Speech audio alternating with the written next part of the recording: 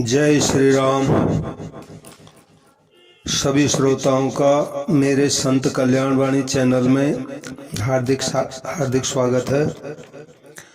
आज मैं पूज्य महाराज श्री स्वामी राम सुखदास जी महाराज जी का एक सुंदर प्रवचन आपके सामने रख रहा हूँ। इसका शीर्षक है पारमार्थिक उन्नति धन के आश्रित नहीं है। पारमार्थिक उन्नति धन के आश्रित नहीं है, यानी जो परमार्थ में उन्नति करना चाहते हैं, यानी परमार्थ में आगे बढ़ना चाहते हैं, किसी के दिमाग में ये बात हो कि इसके लिए धन चाहिए, तो इस बात पर महाराज जी ने बोला है कि ये पारमार्थिक उन्नति धन के आश्रित नहीं है, यानी धन की उसमें जरूरत नहीं है, ये मतलब हुआ। तो श्रोता का जो प्रश्न है वो ये है, गुरु की सेवा कैसे की जाए, ऐसा प्रश्न पूछा महाराज जी से। तो महाराज जी का उत्तर है, गुरु किसे कहते हैं। गुरु गीता में आया है, गुकारस चांदकारो ही रुकारस तेज उच्यते अज्ञान ग्रासकं ब्रह्म गुरुरेव न संशय। तात्पर्य यह है कि जो अंतःकरण के अंधकार को दूर कर दे उसका नाम गुरु है, यानी गुरु का मतलब ही यही हुआ। बाहर का अंधकार तो सूर्य दूर करता है, पर भीतर का अंधकार गुरु दूर करता है। गुरु का संग करके, उनकी आज्ञा का पालन करके अपने भीतर का अंधकार दूर कर लें, यही गुरु की वास्तविक सेवा है। और इसी से गुरु प्रसन्न होते हैं। हम शरीर से उनको सुख दें तो वह भी अच्छा है, परंतु वह गुरु सेवा नहीं है, प्रत्युत एक शरीर की सेवा है। गुरु शरीर नहीं होता। शास्त्रों में आया है कि गुरु में मनुष्य बुद्धि करना और मनुष्य में गुरु बुद्धि करना पाप है, अन्याय है। कारण कि गुरु अमर होता है जबकि मनुष्य मरने वाला होता है। अगर गुरु भी मरने वाला होता तो शिष्य को अमर कैसे बनाता। गुरु की असली सेवा है अमरता की प्राप्ति कर लेना। जैसे परीक्षा लेने वाला आता है और विद्यार्थी उसके सवालों का ठीक जवाब दे देता है, तो उससे विद्या पढ़ाने वाले गुरुजी प्रसन्न हो जाते हैं। ऐसे ही जब शिष्य परमात्मा तत्व को प्राप्त कर लेता है और उससे पारमार्थिक मार्ग दिखाने वाले गुरुजी प्रसन्न हो जाते हैं। गुरु का प्रसन्न होना ही उनकी सेवा है। आप रोटी से, कपड़े से, मकान से, सवारी से, जिस किसी तरह भी गुरु को सुख पहुंचाते हैं, यह भी ठीक है, परंतु ये चीजें शरीर तक ही पहुंचती हैं, गुरु तक नहीं। संत महात्मा हमारे से तभी प्रसन्न होते हैं जब हमारा जीवन महान पवित्र निर्मल हो जाए और हमारा कल्याण हो जाए। जैसे हृष्ट पुष्ट बालक को देखकर माँ प्रसन्न हो जाती है, ऐसे ही आप में ज्ञान बढ़ा हुआ देखकर संत महात्मा प्रसन्न हो जाते हैं। आप भले ही उन्हें रोटी का टुकड़ा भी मत दो, उनकी कुछ भी सेवा मत करो, परंतु उनकी बातों को धारण करके वैसे ही बन जाओ तो वे बड़े प्रसन्न हो जाएंगे, क्योंकि यही उनकी असली सेवा है। जड़ चीजों से गुरु तत्व की सेवा नहीं होती। छोटे बच्चे को रेशम की चमकीली टोपी पहना दी जाए तो वह बहुत राजी हो जाता है। जब वह पिताजी की गोद में बैठता है तो वह उस टोपी को पिताजी के सिर पर रख देता है और समझता है कि मैंने पिताजी को बहुत बढ़िया चीज दे दी। परंतु वह टोपी पिताजी के लिए ठीक है क्या? पिताजी वह टोपी पहने हुए चलेंगे क्या? ऐसे ही जो लोग संतों को भेंट चढ़ाते हैं, कपड़ा देते हैं, बढ़िया बढ़िया भोजन कराते हैं, वे मानो उनको रेशमी चमकदार टोपी पहनाते हैं। यह उनका बचपना ही है। यह संतों की असली सेवा नहीं है। संतों की असली सेवा है अपना कल्याण करना, क्योंकि संत कल्याण ही करने के लिए होते हैं। हम अपना कल्याण कर लें तो वे प्रसन्न हो जाएंगे, उनका प्रयत्न सफल हो जाएगा, उनका कहना सुनना सब सफल हो जाएगा। आज मनुष्यों के मन में धन का महत्व बैठा हुआ है। वह हर एक जगह समझता है कि धन से ही कल्याण होता है। अरे भाई, धन एक जड़ चीज है, इससे जड़ चीजें ही खरीदी जा सकती हैं, परमात्मा नहीं खरीदे जा सकते। अगर परमात्मा धन से खरीदे जाते तो हमारे जैसों की क्या दशा होती, बड़ी मुश्किल हो जाती, पर ऐसी बात है नहीं। अगला प्रश्न है किसी श्रोता का, महाराज धर्म का अनुष्ठान तो धन से ही होता है। तो महाराज जी का उत्तर है बिल्कुल गलत है, रत्ती भर भी सही नहीं। परंतु धन के लोभी को यही दिखता है, क्योंकि धन में बुद्धि को बेच दिया, अपनी अक्ल की बिक्री कर दी। अब अक्ल के बिना वे क्या समझे, अक्ल होती तो समझते। शास्त्र में आया है धर्मार्थं यस्य वित्तेहा वरं तस्य निरीहता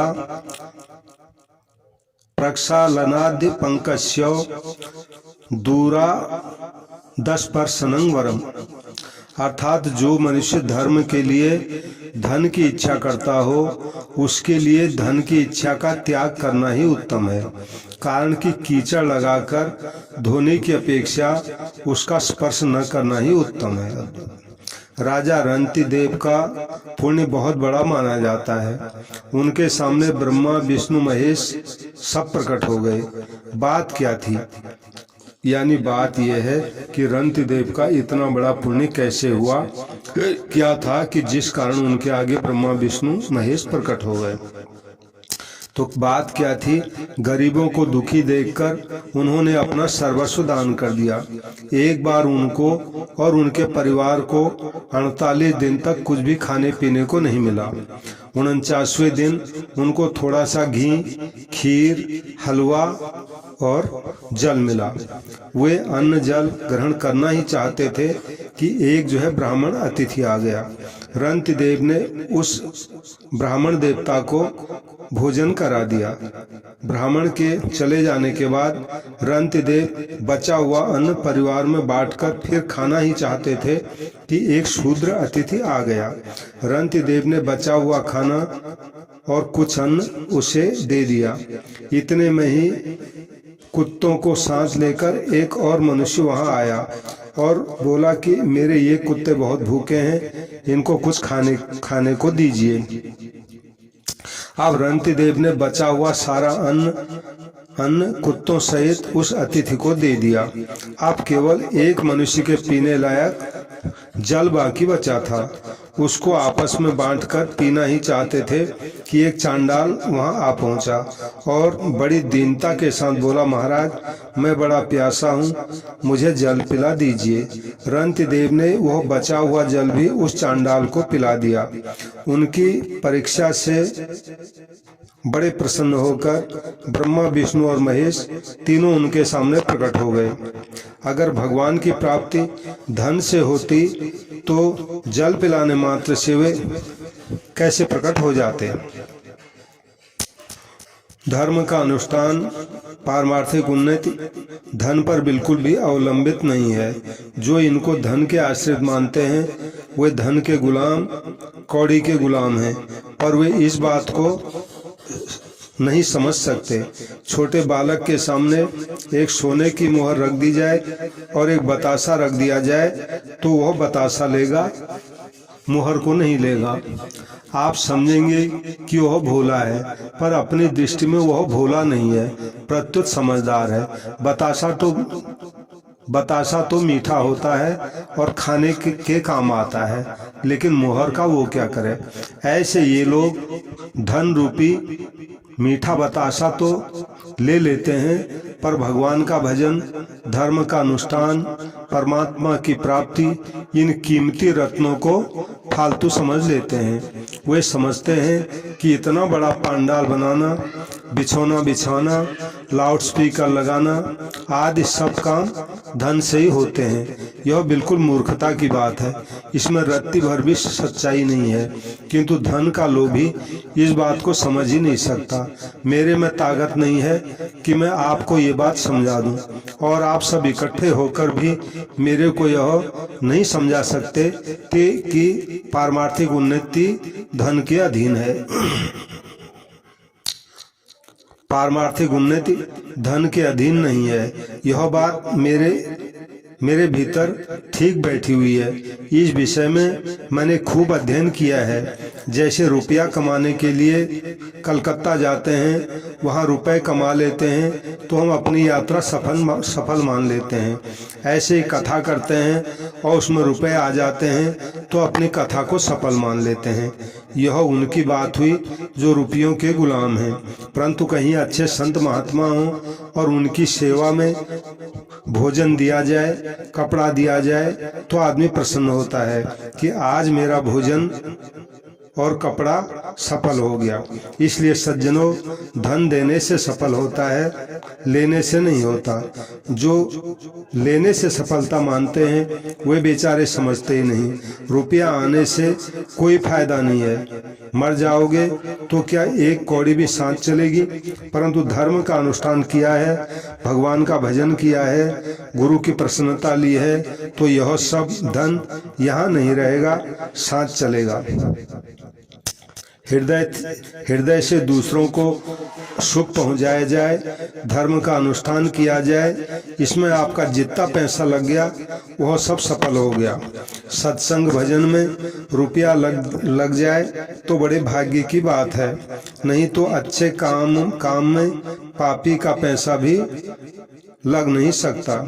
पापी रोधन पर ले जाए, कीड़ी संचय तीतर खाए।